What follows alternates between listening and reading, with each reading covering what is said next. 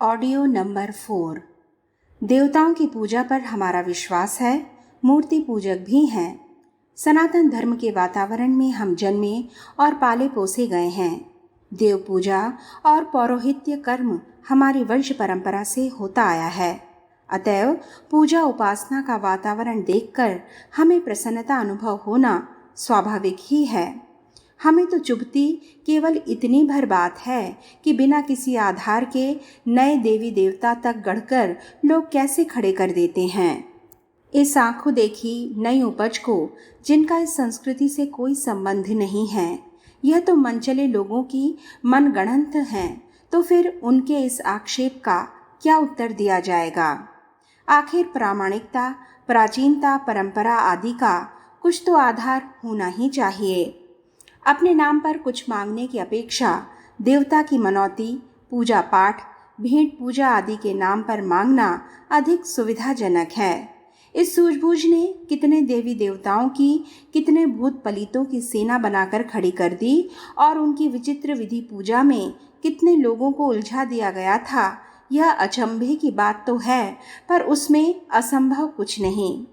इतने ठाली बैठे व्यक्ति अपने गुजारे के लिए ऐसी गणंत गढ़ने और उन्हें फैलाने में लगे रहे तो भारत जैसी भावुक देश की भी जनता के लिए उसे देखते देखते अपना लेना कुछ कठिन बात नहीं है। चोर बनाम भिक्षुक। यह एक सच्चाई है कि चोर की अपेक्षा भिखारी अधिक निकृष्ट हैं। चोर को साहस, पुरुषार्थ और सूझबूझ से काम लेना पड़ता है। इसलिए पाप के दंड का अधिकारी बनते हुए भी वह कम से कम कुछ सद्गुण का तो अभ्यस्त बना रहता है। उसे अपना स्वाभिमान तो नहीं खोना पड़ता। भिक्षुक एक प्रकार का आत्महत्यारा है। उसे पग पग पर आत्म तिरस्कार का, हीनता, दीनता एवं तुच्छता का अनुभव अपने संबंध में करते रहना है। जिससे उसे लाभ लेना है, उनकी चापलूसी करनी पड़ती है। इनके असत्य एवं अनुपयुक्त कार्यों का भी समर्थन करना पड़ता है। जो बातें उनमें नहीं हैं, वे दूसरों को बताने का मिथ्यावाद फैलाना पड़ता है। इसी प्रकार मूढ़ विश्वास में दूसरों को फंसाकर उनके पतन का पथ प्रशस्त करते हुए अपना लाभ कमाना होता है। चोर इतना तो नहीं करता, वह केवल धन चुराता है, जिसकी पूर्ति पीछे भी हो सकती है। पर ढोंगी भिक्षुक ने धन के साथ साथ जिन अंध मान्यताओं एवं भ्रम जंजालों में फंसा दिया, उनके कारण तो उस बेचारे को भविष्य में भी पग पग पर ठोकरें खानी पड़ेंगी। यह पाप चोर ने तो नहीं किया था। उसने तो चोरी करने के साथ साथ अपने यजमान को यह शिक्षा भी दी है कि भविष्य में वह बहुत सावधानी बरते और अपना सामान इस प्रकार न रखे जिससे किसी को चोरी करने का अवसर मिले। इस प्रकार चोर तो एक तरह का शिक्षक भी है, पर ढोंगी भिक्षुक तो आगे के लिए भी अज्ञान के अंधकार में धकेल जाता है। चोर की आत्मा जितनी पतित होती है, उससे भिक्षुक की कहीं अधिक पाई जाती है।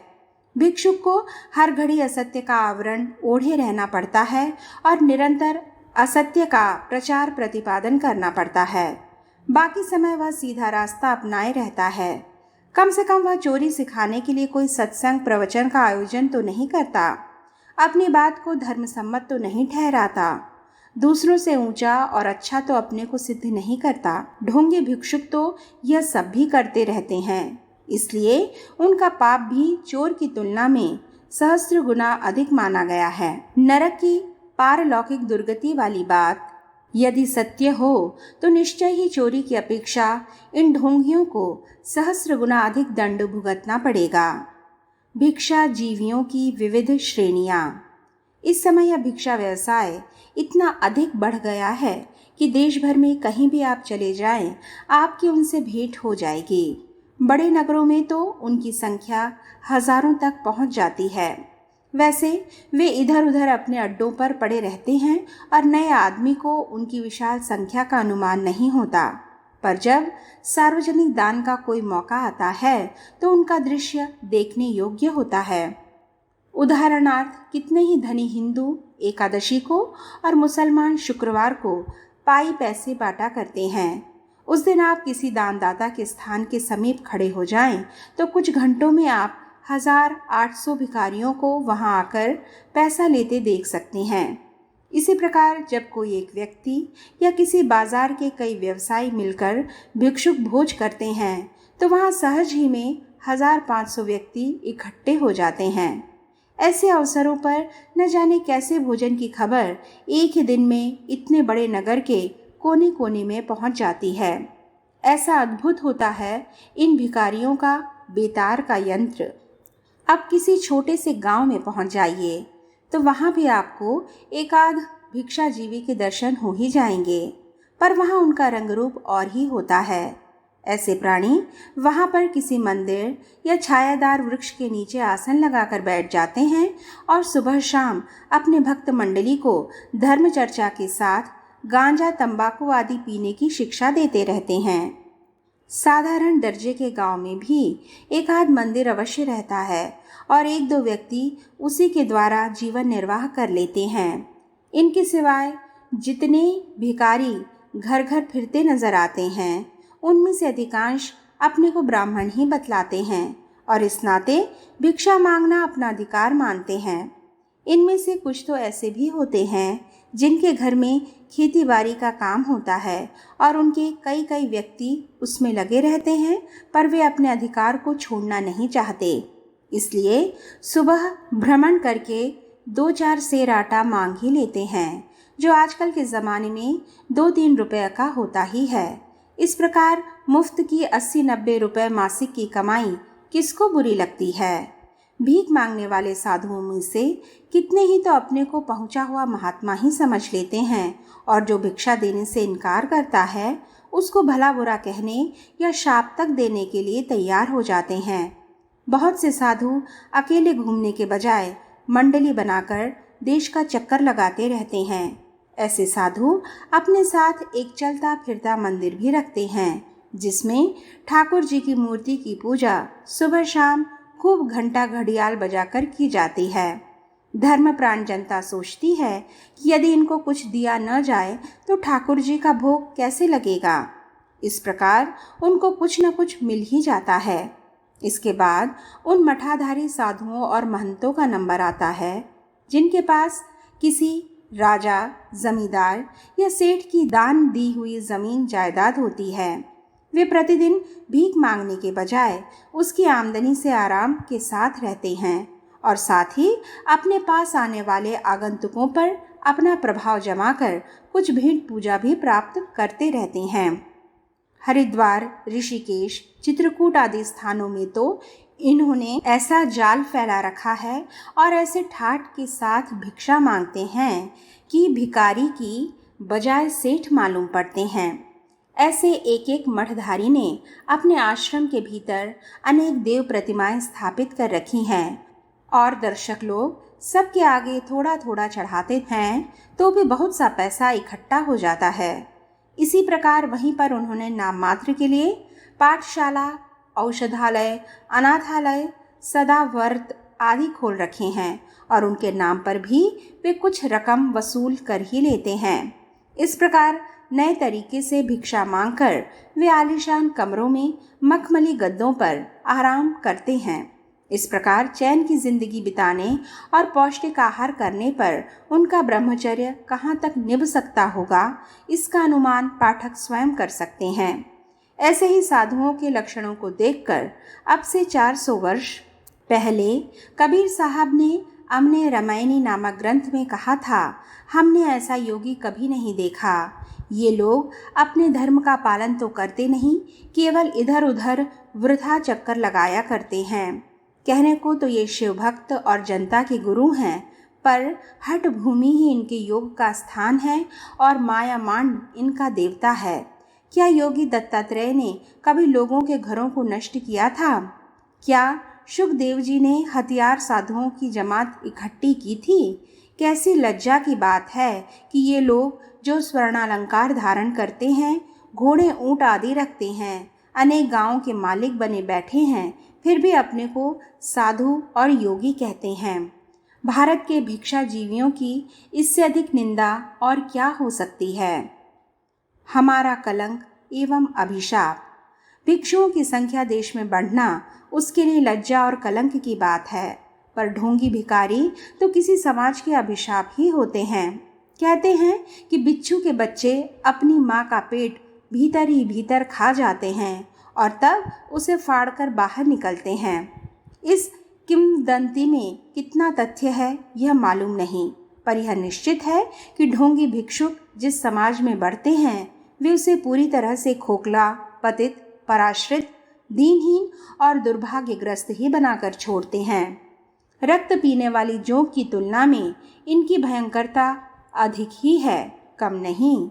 अतएव यह नितांत आवश्यक है कि हम अपने समाज को भिक्षा जीवियों से रहित बनावें। जो वस्तुतः असहाय, अपंग, असमर्थ हैं, उनके लिए सरकार की ओर से अथवा सेवा संस्थानों की ओर से आश्रय की व्यवस्था करें। ऐसे नितांत असमर्थ जो कुछ भी नहीं कर सकते, वर्तमान भिक्षुओं में से 1000 पीछे शायद एक भी न होगा। जो हो, उनको द्वार द्वार पर हाथ पसारने जाकर अपना स्वाभिमान खोने का अवसर नहीं दिया जाना चाहिए। समाज का कर्तव्य है कि सम्मान पूर्वक उनको रोटी देने का प्रबंध करें। हमें यह करना ही चाहिए। अधिकांश इनमें ऐसे हैं जो एकाध अंग से अपंग हैं, शेष अंग काम चलाऊ हैं। ऐसे लोगों को श्रम एवं स्वावलंबन पूर्वक आजीविका कमाने के साधन जुटाए जाने चाहिए। अंधे जब पढ़ सकते हैं, हाथ पैरों से हो सकने वाले काम बड़े आसानी से कर सकते हैं। लंगड़े, बहरे, गूंगे भी कितने ही काम कर सकते हैं। उन्हें जो देना हो वह उनके श्रम का मूल्य चुकाने के रूप में उदारता पूर्वक देना चाहिए, पर मुफ्तखोर किसी को भी नहीं बनने देना चाहिए। मुफ्तखोर भिखारियों की आत्मा इतनी पतित हो जाती है कि वे अपने हाथों अंधा, लंगड़ा, लूला आदि बनने की निर्दयता स्वयं करते देखे गए हैं। शरीर में कोई घाव बना लेते हैं और फिर उसे अच्छा नहीं होने देते ताकि उसे देखकर लोग अधिक भिक्षा दें। चोरी, उठाईगिरी, नशेबाजी आदि अगणित दुर्गुण मुफ्त का पैसा सिखा देते हैं। इसलिए यह प्रश्न होना ही चाहिए कि भारत के अधिकांश भिक्षुओं में से जो काम कर सकने में किसी भी प्रकार समर्थ हों, उन्हें काम पर लगाने के लिए विवश किया जाए।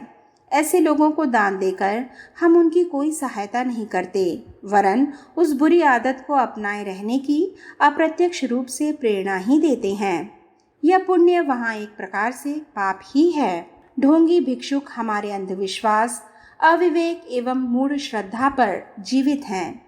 हम तर्क से काम लें, विवेक से काम लें, सच्चाई को ढूंढे, वास्तविकता का पता लगावें, तो प्रकाश उदय होते ही जैसे अंधकार नष्ट हो जाता है, वैसे ही इन ढोंगियों द्वारा फैलाया हुआ मायाजाल भी समाप्त हो जाएगा और वे स्वयं भी उल्लू और चमगादड़ों की तरह अपने खोतरों में जा छिपेंगे। दयालुता मानवोचित गुण है। मनुष्य को सहृदय होना ही चाहिए। अतिथि सत्कार भारतीय परंपराओं के अनुकूल है। इन सद्गुणों को कार्यान्वित किया ही जाना चाहिए। दीन दुखियों की, असहाय असमर्थों की सेवा हमें करनी ही चाहिए। लोक सेवियों के निर्वाह की उदारतापूर्वक व्यवस्था करनी चाहिए, पर साथ ही साथ यह भी ध्यान रखना चाहिए कि इन तथ्यों का दुरुपयोग न होने पावे। दुरुपयोग होने पर तो अमृत भी विष बन जाता है। अविधि पूर्वक खाया हुआ अन्न जीवन संकट बन जाता है।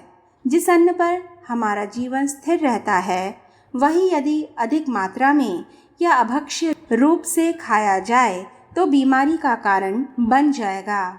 इसी प्रकार दयालुता, उदारता, सहृदयता जैसे श्रेष्ठ तत्वों का यदि कुपात्रों के लिए भी प्रयोग किया जाएगा तो वे हानिकारक ही सिद्ध होंगे। मुफ्त में पैसा पाने की जिसे आदत पड़ जाती है, वह फिर निश्चय ही कमाई नहीं करना चाहता। नए नए बहाने रचकर वह अपनी भिक्षा की पात्रता सिद्ध करता है। जब मिलने लगता है तो उसे एक व्यवसाय बना लेता है, जिसे बार बार दूसरों के आगे हाथ पसारना है। वह अपना स्वाभिमान खो देता है। न उसे अपने इस निकृष्ट प्रयत्न पर लज्जा आती है, न संकोच होता है। स्वाभिमान रहित जीवन जीना आत्मा का घृणित पतन करना है। जिस व्यक्ति ने समर्थ होते हुए भी व्यक्तिगत गुजारे के लिए भिक्षा का व्यवसाय अपनाया, समझना चाहिए कि उसने अपनी आत्मा का बुरी तरह पतन कर लिया। ऐसे पतित व्यक्ति जिस देश समाज में बढ़ेंगे, उसका अधः पतन ही होगा। किसी सभ्य राष्ट्र के नागरिक को स्वावलंबी और स्वाभिमानी ही होना चाहिए। जो लोग इन कुपात्र भिक्षुकों को दान देकर उन्हें उस पतित स्थिति में पड़े रहने के लिए प्रोत्साहित करते हैं, वे वस्तुतः एक पाप ही करते हैं। स्थूल दृष्टि से वे पुण्यात्मा भले ही मालूम पड़े, अपने आप को वे दानी भले ही माने, पर वास्तविकता उससे सर्वथा विपरीत है। दान वही सार्थक है जिसके द्वारा सत्प्रवृत्तियाँ बढ़ती हों। जिस दान से दुष्प्रवृत्तियाँ बढ़ें, वह पुण्य कहाँ रहा। यदि किसी को चोर, डाकू, व्यसनी, आवारा, जुआरी बढ़ाने को दान दिया जाए तो उससे सर्प को दूध पिलाने की तरह उसकी वह दुष्टता बढ़ेगी। इससे जो पाप बढ़ेगा उसका उत्तरदायित्व ऐसे लोगों पर भी होगा जिनने उन्हें आर्थिक सहायता देकर अधिक समर्थ बनाया। जिस दान से किसी को आलसी, व्यसनी एवं स्वाभिमानहीन बनने का अवसर मिलता है, वह दान उस देने वाले के लिए पाप परिणाम ही उपस्थित करेगा। अविवेक पूर्वक चलाई हुई तलवार आत्मरक्षा की तरह आत्मघात का दुष्परिणाम उपस्थित कर सकती है। उसी प्रकार अविवेक पूर्वक दिया गया दान स्वर्ग पहुंचाने की अपेक्षा दाता को नरक में ही ले जाकर पटक देता है।